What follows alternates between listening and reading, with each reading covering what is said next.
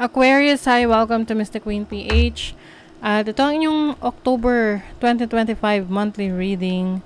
So if you're interested in private readings, meron tayong 50% discount sa mga tarot reading services hanggang September 30, 2025. So if you're interested, meron tayong link sa description at sa pinned comment. Paka-check nyo lang information kung paano mag-book for a private reading, and please subscribe to our channel to show your support, like, share this video, at comment na rin kayo kung kayo'y naka-resonate.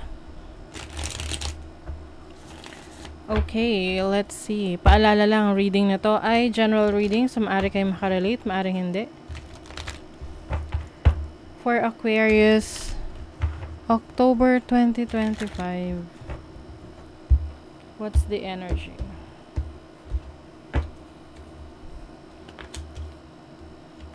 Overall energy, challenge, opportunity, blessing. Okay.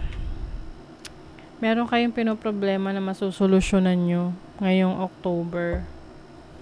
Tingnan natin in what area of life. 12th house. Pwedeng health issues, health conditions related sa family, or maaring mga choices mo to sa spiritual practice mo. Bottom of the deck is the Lovers. This is commitment. So, pwedeng iba sa inyo, papasok kayo sa isang commitment ngayong October. Romantic relationship. If you're single, maaring ngayon pa lang nandun na, no? Meron ng oportunidad sa inyo for a new relationship. Pwede rin naman tong business partnership. Okay? Wow, this is successful. Yung iba sa inyo, itong papasukin yung opportunity is kayo ay magiging mabilis yung pag-unlad nito. Kasi maaring timing, no? Nasa tamang timing yung pagsisimula nito. Maari ring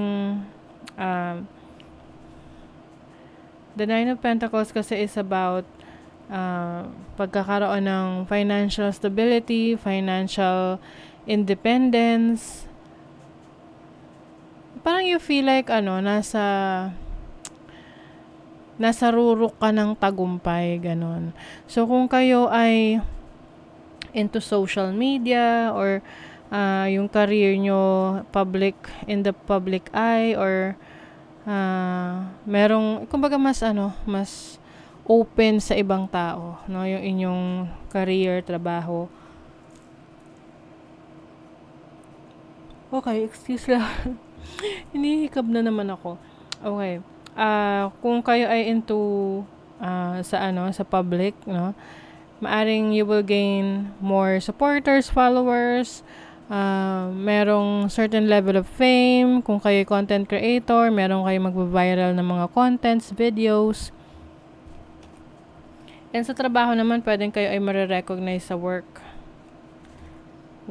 Meron ditong new beginnings, Meron kayong i-explore na bagong idea, and this is going to bring financial stability. Pwedeng negosyo to, na idea na, magandang negosyo to, gagawin ko to, susubukan ko to. So, kaya nga, sabi ko sa inyo, parang nasa timing yung opportunity na to, ngayong October.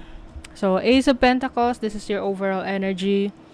Can be a bagong trabaho, career, business, or maaring meron ka matatanggap na certain amount of money na pwede mong gamitin bilang kapital for a business.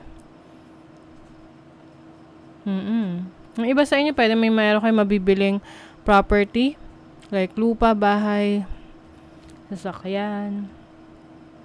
Your challenge is the Justice card. So, Justice is about your... Okay, ano ba yan? Ba't lagi ako Okay. Justice card is your challenge. So, maaring meron kayong decision, major decision ngayong ngayong October. Oo, ngayong October. Tapos, medyo mahihirapan kayo sa pagdedesisyon. In what area of life to? Fifth house, okay. Pwede may kinalaman sa anak nyo. Major decision regarding your child or children or sa romantic partner.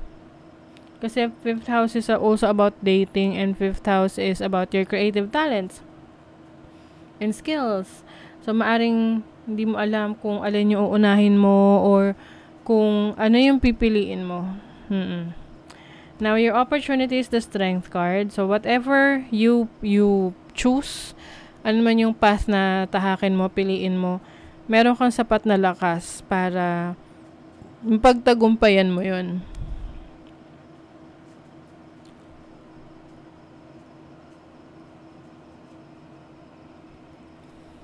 Grabe, bakit inaantok ako? Ang aga pa. Maaring pagod kayo? Pagod ba kayo, Aquarius? Habang pinapanood nyo to. Kasi parang alam mo yung parang ang bigat sa pakiramdam, masakit sa katawan. Na parang gusto mong matulog. Now, your blessings is the 9 of Swords, which is maaring, yun nga, kung kayo ay lately hindi kayo makatulog ng maayos, hindi kayo nakakapagpahinga, marami kayo iniisip, ino-overthink, then ngayong October, mas may oras ka para makapagpahinga. Or ini-encourage ka na magpahinga. Finances ninyo can be, merong challenge or struggle. Maaring may competition dito sa trabaho, sa business, na makaapekto sa productivity ninyo. Maging maingat din sa mga makaka-deal ninyo pagdating sa trabaho, career, business. Dahil maaring meron dyan na hindi maganda yung intentions or yung bang parang isasabotahe ka. So, be careful. What else, Aquarius? Feast. Uy, meron ditong isa-celebrate. Maaring meron kang goal na ma-achieve mo sa trabaho, sa business, sa career. Yung iba, ito yung tipong na-promote ka sa work, tapos, or tumaas yung sweldo mo, or may bonus, extra bonus na na-receive. So, lalabas kayo ng mga katrabaho mo para mag-enjoy, have fun. Doon sa sitwasyon regarding sa challenge mo sa finances or pera sa trabaho, kailangan lang malakas yung paniniwala at pananampalataya mo. Whatever experience this is, meron siyang divine reason dahil may lesson ka na kailangang matutunan doon. So, be open doon sa lesson na yun. Kasi matutulungan ka rin nun eventually sa mga future decisions mo. Sa love life, 10 of Cups and the King of Wands. So, merong major travel opportunities for you sa family or yung iba sa inyo, kung kayo ay papasok na sa isang seryosong relationship, pwedeng ipapakilala ka na ng person mo sa family niya or ikaw ipapakilala mo na yung person mo sa family mo. Yung iba sa inyo, you are dealing with a foreigner.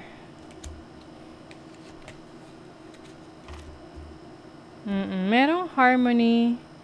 Meron lang ditong pwedeng maka-encounter ka ng kamag-anak ng person mo na medyo maraming issue, no? Or parang hindi mo feel yung energy ng person na to. So, iwasan mo na lang siya. Para hindi na makagulo sa buhay mo.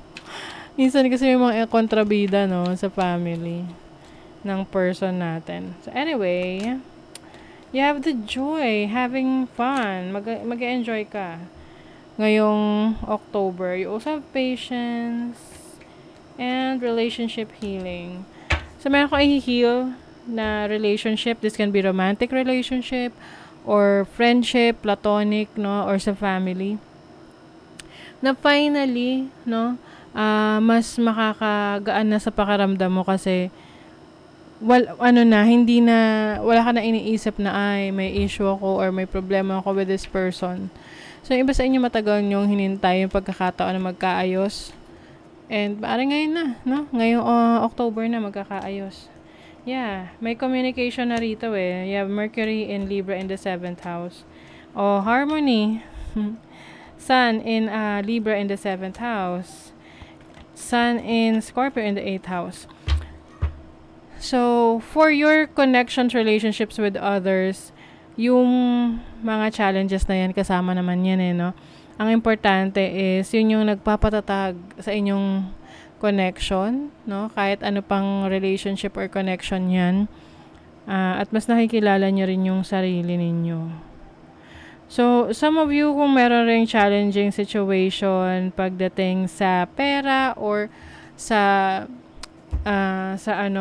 investments, magagawan mo siya agad ng solusyon or paraan. So, nothing to worry.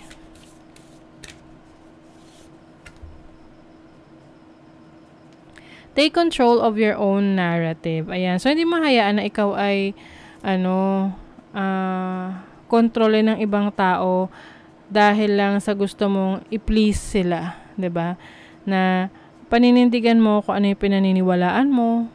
Hindi ka magiging bias at kung ano yung paniniwala mo, kahit na yung iba hindi sang-ayon sa paniniwala mo, irerespeto mo yun. And ganun din sila sa'yo. So, paninindigan mo lang kung ano yung iyong paniniwala. Okay? So, that is your reading, Aquarius. Thank you so much. See you again.